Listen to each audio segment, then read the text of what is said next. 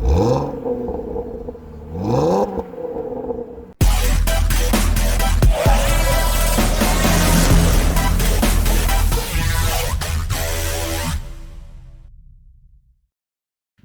is up, guys? So welcome back to the channel. If this is your first time here, hit that subscribe button and click on the bell, so every time I post a video you'll be notified of me putting up a new video.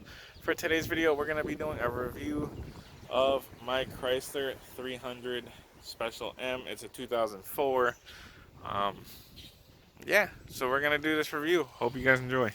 Okay, so here is my Chrysler 300. It is black.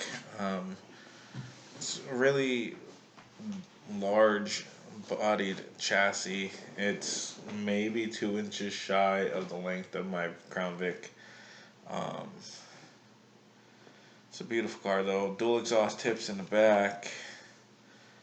And don't mind the zip tie in the front bumper. And these rims they should be the stock rims.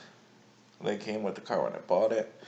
And right here, the tire size on these bad boys, there are 18-inch rims, but they are, I believe, 245. Yep, 245, 45.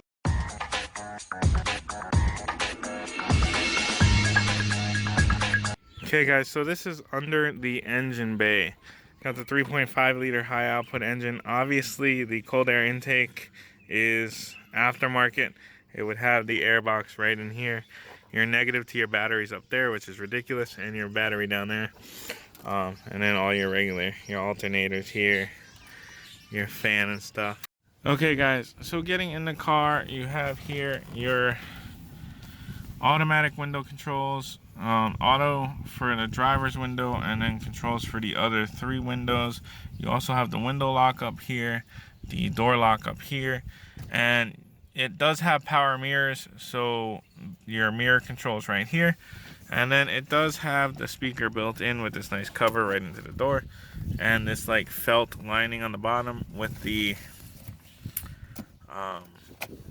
storage cup here. Now down here you have your parking brake release, your parking brake, your hood release, your regular pedals, and floor mat. And then right here is your trunk button. Now when I bought the car, I didn't see this trunk button for like 2 or 3 days. I kept hitting the one that's on my key remote here. That's on the bottom of my key remote because I didn't know where the hell this one was. And then you have your headlight controls here. And then you have your fuel gauge, your RPM gauge, your your speedometer, your temp gauge, and it also has here the trip meter in here along with the mileage. Now on the steering wheel, I believe this is the same steering wheel that's in the Chrysler Town and Countries. Shout out to my buddy Jack that had a Chrysler Town and Country.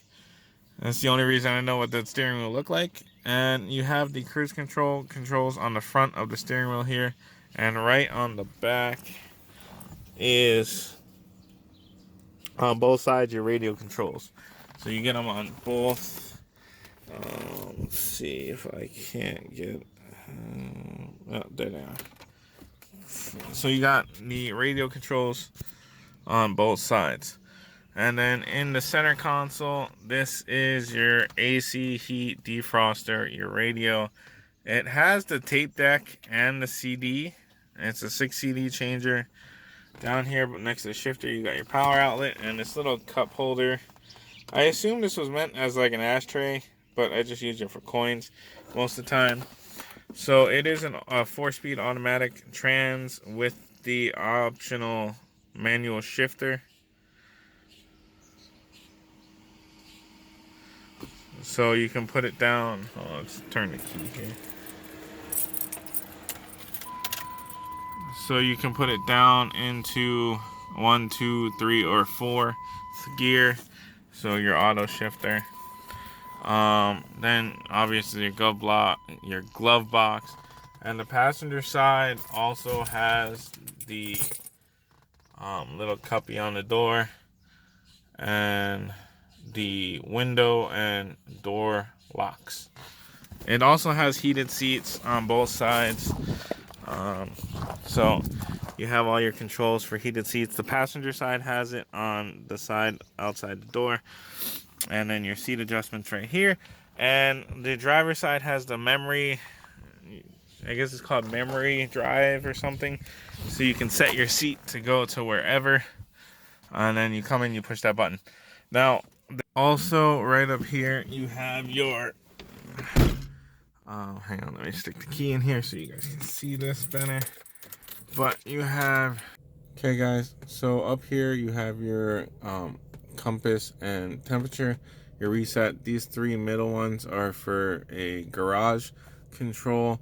And up here you can see your PSI. If you hit step, you got miles per gallon you're getting, you got miles to empty, your trip meter again, hours, miles to service, and then there's your PSI.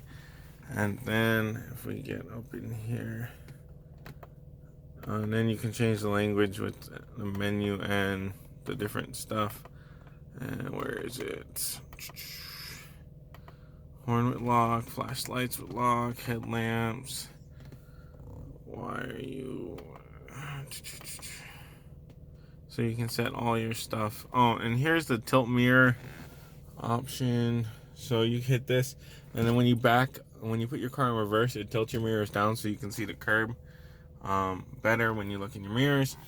And then what else? Your remote, sensors, that's it. We also have these sunroof controls here to open up the sunroof. And then you have the lights here. And then both of these just have your regular, light built in here, the mirror.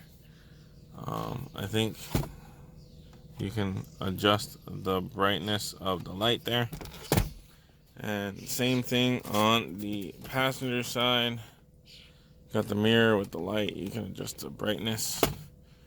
And the passenger side has this extension, which I actually just found out what this extension was for about 6 months ago, just to extend your visor, give you a little extra coverage. Yeah, and your sunroof also, when you close it, has this V here for the vent option to vent your sunroof. Last but not least, there's this clock right here, which is easy to set. This is a minus and that's a plus. It moves the second hand around and around. See, and you can set your time, and you can hold that one of those down and it'll just spin and spin and spin, so you don't have to sit there and click it over and over and over again. All right, so back seats. Same deal. You have the little door insert here. You have the window button, and there is a pocket here on the back of both chairs, and then the passenger door over there, same deal. Speaker is in this little section here. These cup holders, I don't like these cup holders. They fold in like so, and they pop out like this. Now, the McDonald's large soda cups don't fit in here. So I believe the McDonald's large soda cups are 32 ounces. So they don't fit in here. So anything bigger than like a 22-ounce cup doesn't really fit in here. Water bottles and cans fit in here all right. Sometimes the cans get stuck under this lip here. But then you have center storage here with, all your kind of storage. There is another power outlet in here as well. And this power outlet works when the car's off. And the one over here only works when the car's on. So then in the back seat, you have the fold down armrest in the middle.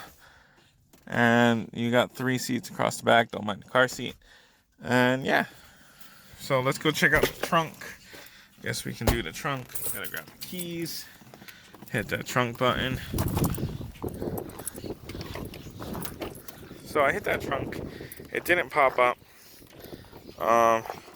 It's got a pretty big trunk. It's almost as big as the trunk in the Crown Victoria. So as a reference point, it's almost as big as the trunk in the Crown Vic. Not quite as big, just close. So there you go. Okay guys, so going over the 2004 Chrysler 300 with a 3.5 liter V6 4-speed automatic. These are all the features and specs. It was a little easier for me to just show you guys. The fuel economy is 16 city, 16 city, 25 highway, which is good. It's a sedan, it's 4-speed with the shiftable automatic, which I showed you a clip of when I went over the interior. It is gas and a V6, obviously. Comes in a couple different outer colors. So it says here 17 gallon fuel capacity. I don't know if that's an average or not, because when I fill my tank up from empty, it is only 14 gallons, and that's, I don't know, maybe that's just the way they, generalized. The fuel type, it does need premium unleaded fuel, so that 91 or 93. By me, there is no 91 at any of the gas stations, so I gotta get 93. And then fuel range, city and highway. It says 272 in city, 425 highway. That seems about accurate. I think I get about 380 on the highway if I'm doing all highway driving. So your curb weight is 3,650 pounds, which ain't so bad. Let's see. So it is front wheel drive. After 2005, when they switched to the square body models, they became rear wheel drive, except for the couple of all wheel drive options that they had. So that is that. And it is a single overhead cam, which, dual overhead cam is a little bit better. Also here we have the 255 horsepower and 258 foot-pounds of torque. Now, because mine has the cold air intake, I'm using a performance air filter, and I have an aftermarket exhaust. Mine might be a little bit higher than this, but generally this is the area they're going to be in, 255 and 258. So the suspension, it's 4-wheel independent suspension, which is good. Multi-link rear suspension. I'm trying to keep that from popping up, but this website keeps that pop-up coming. We don't need any of that. And here's some of the other options that I did go over already. The 4-way power passenger seat. You can move it up, down, forward, backwards. The driver's seat has the 8 options. They're bucket leather front seats. The height is adjustable on both. It is full leather interior, multi-level heating for both front seats, and the driver's seat has the lumbar support. The lumbar support in my car doesn't work, but rear ventilation ducts, folding center storage armrest, which I showed you in the clip before this, and then the power features. So it's got heated mirrors, power mirrors, rear tilt mirrors, provides curb view when in reverse, which is pretty cool. I don't know, I haven't used that setting in my car yet, but I can try and set it up for you guys here. And I showed you the controls for the mirrors on the driver door. So, and then inside it does have that clock that I showed you right above the air vents. Low fuel level warning, tachometer, trip meter, external temperature, and compass, which I also showed you. Now, the cargo net, my car didn't come with a cargo net in the trunk. It does have cruise control. The cruise control is a little torquey. Like when you hit the resume on the cruise control, it really jumps the RPMs to get you back up to where you were, depending how much you slow down. Front and rear cup holders. The front cup holders, I'll show you a clip right here of the front cup holders.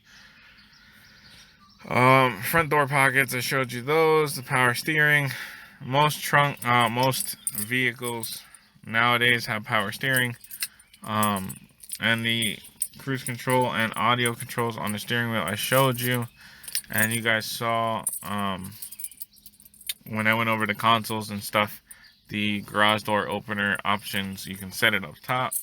The steering wheel does tilt. Now the remote trunk release, this trunk release, I showed you this in the video. I don't know if Chrysler designed it the way it works, or maybe mine is just dying, but when I hit the trunk release, my trunk doesn't pop up. It just unlatches and then doesn't go anywhere. That might just be my car. I don't know. So here's a couple of the other things. I'm not going to go over every single thing. I'll just kind of show you guys real quick. Okay guys, so we're taking this for a test drive here on the Chrysler 300. It is a nice car to drive. It has a sporty feel to it. It's got a really responsive steering. You don't really have to let's see if I can show you here. It's got the real good response in the wheel. Turn it just a little bit, you can start going whatever direction you're turning it. For power, it's got a decent amount of power. It has a lot of get up and go. I don't know if you guys can hear the. There you go, yeah. Got a lot of get up and go. Yeah, we're in a residential area, so it can't go too quick. Definitely has some power underneath it. I'll put the horsepower and stuff right here on the screen so you guys can see the horsepower. Because I don't know off the top of my head what the horsepower in this is. But it definitely, it's pretty roomy in here, pretty big, lots of space, and for a bigger guy, like with the seat all the way back, I got lots of leg room in here, lots of space. I'm not cramped. The head space is pretty good. I still got 2 or 3 inches up there, and I'm 6 foot tall, so quite a bit of space. I mean, obviously, if you're 6'5", you might not want the sunroof. But, yeah, this is a great car. Great car to drive around with. It isn't the best on gas, to be honest with you. The highway on this is rated for, I believe, 23 miles to the gallon. And the city's 18 or 19. And from personal experience, I'm getting about 20 miles to the gallon highway and about 15 in the city. So that's something to keep in mind if you look into getting one of these. Also, if you are going to buy one, I recommend getting an 04 or newer, because I've seen a lot of bad reviews on the 300 for 2000 and 2003 models of this car. So if you're going to get one, 2004 or newer is my suggestion. Or, if you want to take the chance and buy the 2000 or 2000 and 2003 models, go for it. But fair warning, they did have a lot of bad reviews for them. But that is this car, guys. If you guys enjoyed the video, click the subscribe button if you haven't already, and hit the like down there if you want to see some more car reviews. We are going to do the Crown Vic pretty soon.